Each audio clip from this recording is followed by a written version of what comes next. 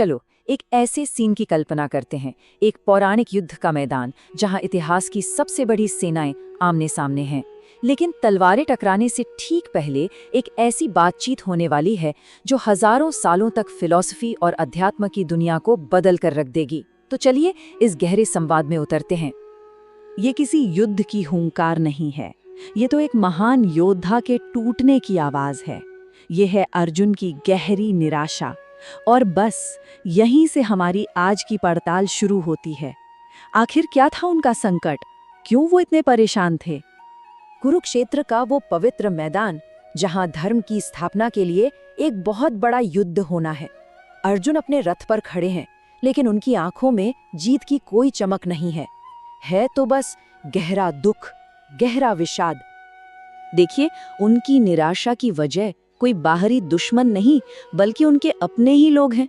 उनके सामने उनके गुरु, उनके दादा, उनके भाई बंधु सब खड़े हैं और उन्हें एक राज्य के लिए अपने ही कुल का नाश करना होगा। ये ख्याल ही उन्हें अंदर तक तोड़ देता है कि जिन लोगों के लिए वो ये सब कुछ जीतना चाहते हैं, उन्हीं के खून से अपने हाथ रंगने पड़ेंगे। और बस यही वो सवाल है जो अर्जुन को बिल्कुल लाचार कर देता है। उनका गांडीव, उनका धनुष उनके हाथों से छूट जाता है। देखिए, ये सिर्फ एक सैनिक का संकट नहीं है, ये तो कर्तव्य और भावनाओं के बीच का एक यूनिवर्सल कॉन्फ्लिक्ट है जो हम सब कभी ना कभी महसूस करते हैं। तो जब अर्जुन इस कंफ्यूजन में, इस मानसिक द्वंद्व में पूरी तरह डूब जाते हैं, तब उनके सारथी, उनके गाइड भगवान कृष्ण बोलना शुरू करते हैं। और वो जो कहते हैं ना, वो अर्जुन की प्रॉब्लम को देखने का पूरा नजरिया ही हमेशा के लिए बदल देता है। और सबसे दिलचस्प बात क्या है पता है? कृष्ण किसी वॉर स्ट्रैटेजी पे बात नहीं करते, नहीं, वो सीधे सीधे अस्तित्व के सबसे गहरे सच पर आते हैं। वो अर्जुन के दुख की जो जड़ है ना, यानी मौत का डर, उसी को जड़ से खत्म करने की बात करते हैं। ये जो विचार है ना, यही पूरे संवाद का बेसिस है, उसका आधार है। कृष्ण समझाते हैं कि देखो, हमारा जो अस्तित्व है वो दो हिस्सों में बटा है। एक तो है ये शरीर जो पुराने कपड़ों की तरह है, समय के साथ बदलता है, पुराना होता है और फिर नष्ट हो जाता है। और दूसरा है आत्मा, वो जो कभी नहीं मरती, जो अविनाशी है, हमेशा रहने वाली है, इन सारे बदलावों से बिल्कुल परे। तो पॉइंट ये है कि अगर आत्मा अमर है तो मौत तो सिर्फ शरीर का अंत है, आत्मा का नहीं। बस इस एक विचार से कृष्ण अर्जुन के दुख को, उनके शोक को बेबुनियाद बता देते हैं।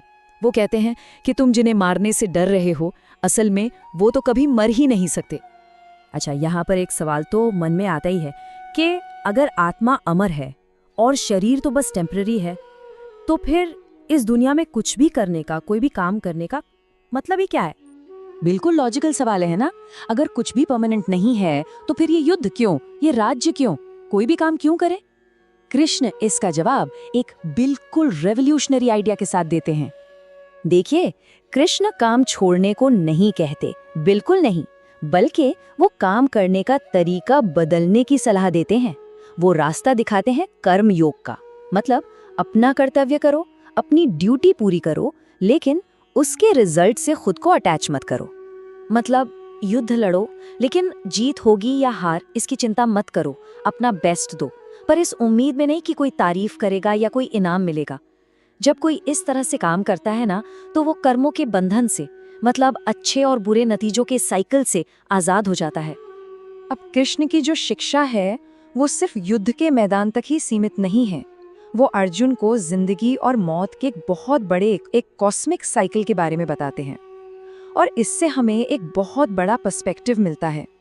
कृष्ण बताते हैं कि ये जो यूनिवर्स है ना, ये बार बार बनता है और फिर नष्ट हो जाता है, बिल्कुल वैसे ही जैसे दिन के बाद रात आती है और फिर रात के बाद दिन, और हम सब इसी साइकिल में फंसे हुए हैं। और ये कोई छोटा मोटा साइकिल नहीं है। ब्रह्मा का सिर्फ एक दिन, मतलब क्रिएशन का एक फेज 432 करोड़ साल का होता है, 4.32 बिलियन ईयर्स। ये नंबर सुन के ही इस साइकिल की विशालता का अंदाजा हो जाता है। लेकिन इस कभी न खत्म होने वाले साइकिल से बाहर निकलने का एक रास्ता है। कृष्ण बताते हैं कि मौत के बाद आत्मा की यात्रा दो अलग अलग रास्तों पर हो सकती है, और हमारी चॉइस ही हमारी आखिरी मंजिल, हमारा भाग्य तय करती है। तो यहाँ 2 रास्ते बताए गए हैं। पहला है कृष्ण मार्ग, यानी अंधकार का रास्ता। जो लोग सिर्फ अच्छे काम करते हैं वो इस रास्ते पर जाते हैं। वो स्वर्ग भी जाते हैं, लेकिन जैसे ही उनके अच्छे कर्मों का फल खत्म होता है, उन्हें वापस धरती पर जन्म लेना पड़ता है।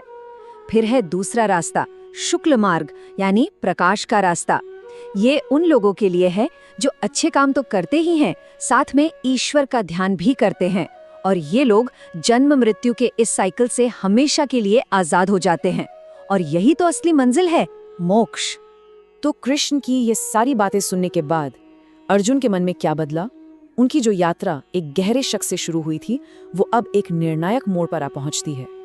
याद है ना, शुरुआत में अर्जुन कितने कंफ्यूज थे, कितने निराश थे। वो तो युद्ध से भागना चाहते थे, क्योंकि उन्हें इसमें कोई मतलब ही नजर नहीं आ रहा था, बस अपनों की मौत दिख रही थी। और अब इस ज्ञान को पाने के बाद अर्जुन का पूरा नजरिया ही बदल गया है। उनका मोह खत्म हो चुका है, उनके सारे डाउट्स क्लियर हो गए हैं, और अब वो अपनी ड्यूटी पूरी करने के लिए बिल्कुल तैयार हैं और दृढ़ हैं। अर्जुन अब भी उन्हीं लोगों के खिलाफ लड़ने जा रहे हैं जिनके खिलाफ वो पहले थे, लेकिन अब उनका एटीट्यूड बदल गया है। वो किसी लालच या नफरत के लिए नहीं लड़ रहे हैं, बल्कि बिना किसी अटैचमेंट के एक ज्ञानी की तरह अपनी ड्यूटी पूरी करने के लिए तैयार हैं। और गीता हमें इसी गहरे सवाल के साथ छोड़ जाती है कि कोई मुश्किल ड्यूटी, कोई कठिन कर्तव्य सिर्फ एक बोझ न होकर मुक्ति का रास्ता कब बन जाता है? शायद तब जब हम उसे अपने फायदे नुकसान से ऊपर उठकर देखते हैं, एक बड़े मकसद के हिस्से के तौर पर देखते हैं। तब शायद वही कर्तव्य हमें आजाद कर देता है।